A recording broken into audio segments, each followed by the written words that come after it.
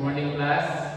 Good morning, sir. So before we start our lesson, may I request Sunday Mars to lead the prayer? Let's bow down our heads and put the center for our Father.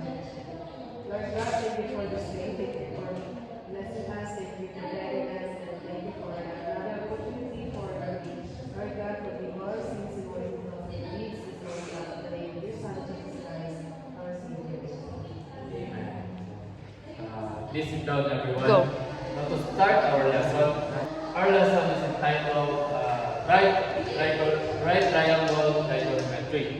So this is a method to solve in order for us to know what is the measurement of all the triangles, its sides, its length, and its perimeter. So the definition of right triangle trigonometry is the use of sine, cosine, and tangent, and all other trigonometric functions to find the missing sides or angles in a right triangle based on the given information. Okay? So what we have here is a right triangle, which is right triangle ABC. So angles C, or which is this one, is always 90 degrees because it is a right triangle. And we will also have what we call the angle alpha and the angle beta. So these are complementary angles, which means that these angles, the alpha and beta, will always equal to 90 degrees. Okay? So that is why it is called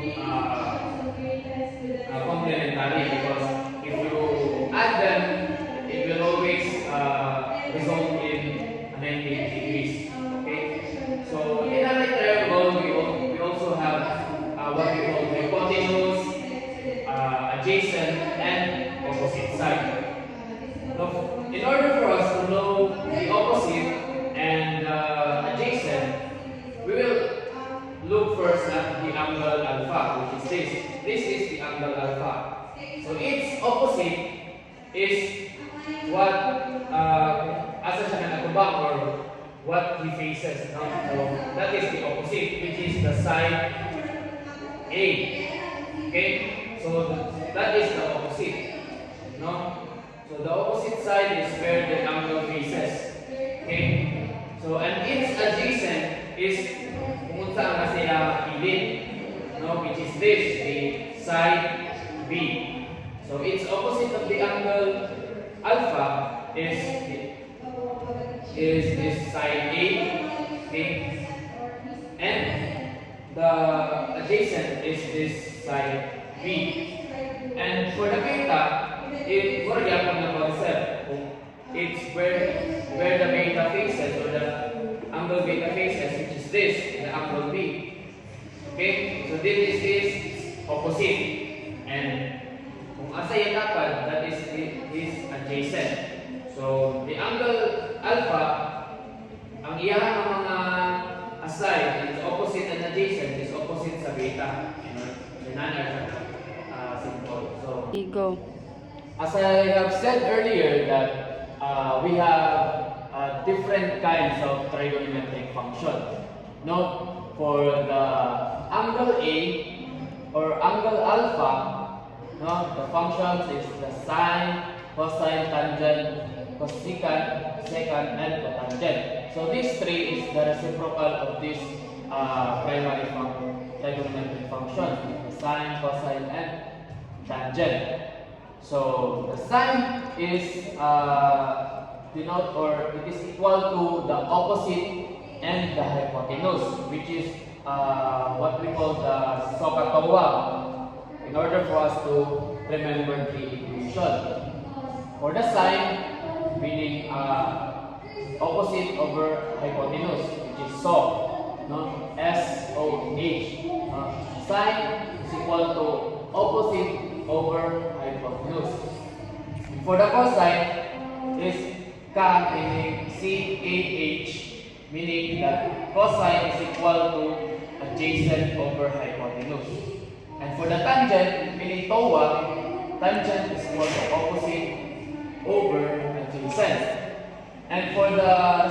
reciprocal of these three functions, the sine, cosine, and tangent, mean the cosecant, secant, and cotangent, it is the kabaligtaran, the reciprocal in mathematics, which is the cosecant is equal to the reciprocal of this function, meaning that hypotenuse over opposite, and second is hypotenuse over adjacent, and cotangent is adjacent over opposite, meaning reciprocal, kabaligtaran. Mo gyapon sa for our angle beta, and they will differ in the values of their angles. Dara sila mag-differ, no? Because when we find the value of its angles, we will take their inverse of this whole function. This is the inverse of sine, the inverse of cosine, tangent, and so on. And Go. so let's have an example. So in a right triangle ABC, and the angle C, or this angle C, is 19 is equal to 90 degrees. So our given is AC, or the vertices A and C, vertex A and C, meaning this A and C, or this A and C, no, is, and BC is 12. No? So there's the values of their sides, meaning that AC is equal to 9 and BC is equal to 12. So let's find the following. No, number one is the length of AB, which is the hypotenuse. So how do we find the hypotenuse? Go. So how do we find the hypotenuse? Ate Mars? By using the Pythagorean theorem, sir. Okay, exactly. By using the Pythagorean theorem, which is commonly a squared plus b squared equals c squared. Or for this equation, because we will use AC and BC. So AC plus BC, or AC squared plus BC squared, is equal to AB squared, because that is what we find, or we will denote this by C. So muna ito ang C sa ito ang equation. So because our values of our AC is 9, so let's put 9, and for the BC is 12, so let's square that. So 9 squared equals 81, and 12 squared is 144. So you will add that, then we will have 225. So because our equation, because C is squared, we will square both sides in order for us to cancel out the power. Okay, so AB will remain AB na lang, and at 225, then a square, which is also a perfect square, and its answer is 15. So AB is equal to 15. So the length of AB, so the hypotenuse, the length of the hypotenuse of our right triangle is equal to 15 units, or 15. Go. So the second example is how do we find the sine A, or the sine alpha, cosine alpha, and tangent alpha. Okay? So as I have said earlier, that sine is equal to the opposite and its hypotenuse over hypotenuse. So because we have now value of our hypotenuse, let us just simply rewrite our equation, which means that sine alpha is equal to opposite over hypotenuse. So the opposite of the alpha is 12. So its value is equal to 12. Its numerator is 12.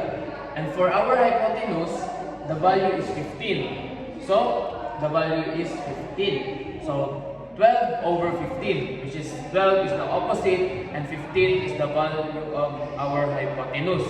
So because we can simplify it, no, we can rewrite this by the simplest form, 4 over 5. Okay, so that is our sine alpha. Now for the cosine is adjacent over hypotenuse. No, our adjacent is equal to 9. No, for our alpha, it is 9. And for our hypotenuse is also 15.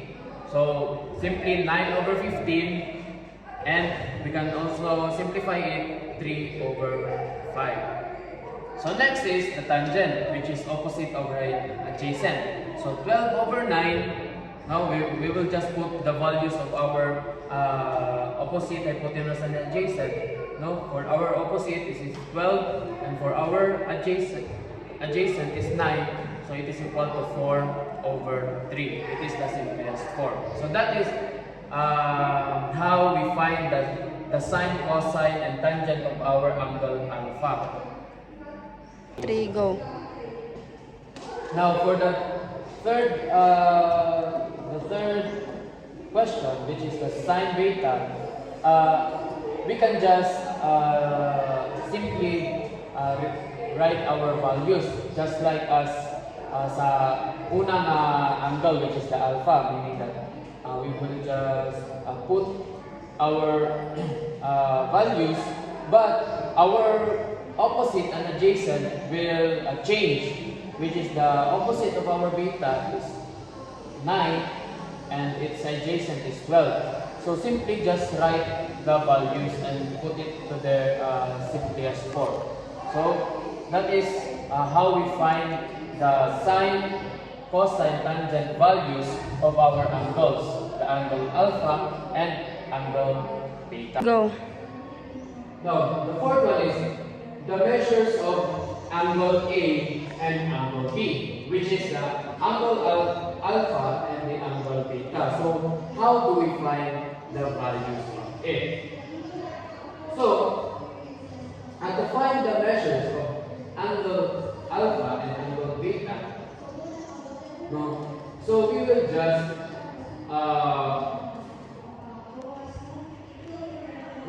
use the tangent alpha. Okay, so you can use sine, cosine. So I will just use the tangent alpha.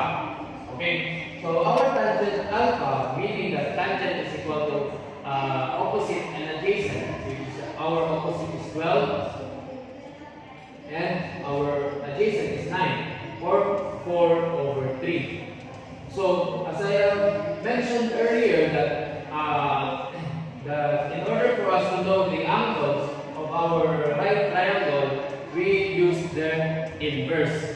So the inverse of tangent is tangent or arctan and tangent to the power of -1. So the tangent will cancel out. So and our rule that what you do on this to the left side, we will do it on the right side of the equation. So the tangent, the inverse of 4 over 3 is equal to or approximately 53.13 degrees. So that is the values of our angle alpha. And for our angle beta, since angle A plus angle B is 90 degrees, so we will just simply subtract our 90 degrees to our angle alpha. So 90 degrees minus 53.13 degrees is equal to approximately 36.87 degrees. Because now since that A and B is complementary, so we will just, in order for us to know the second angle, which is the beta, we will just simply subtract 90 degrees for our C and our alpha. So we will get approximately 36.87 degrees. So the final answers now for our number 1 is the hypotenuse is equal to 15. For number 2, the angle alpha is the sine is 4 over 5, the cosine is 3 over 5, the tangent is 4 over 3. For our beta is for the sine is 3 over 5, the cosine is 4 over 5, the tangent is 3 over 4. And for our number 4, the measures of angle A and angle B 36.87 degrees. So that is all for our lesson. So let's have an activity. So we have some sample problem here. So I will divide it by 2. So Ate Mars, you will answer 1 and 2, and Ate Des is 3 and 4. So that is how you solve our problem. Okay? You can do math. You can say good. This is your marker.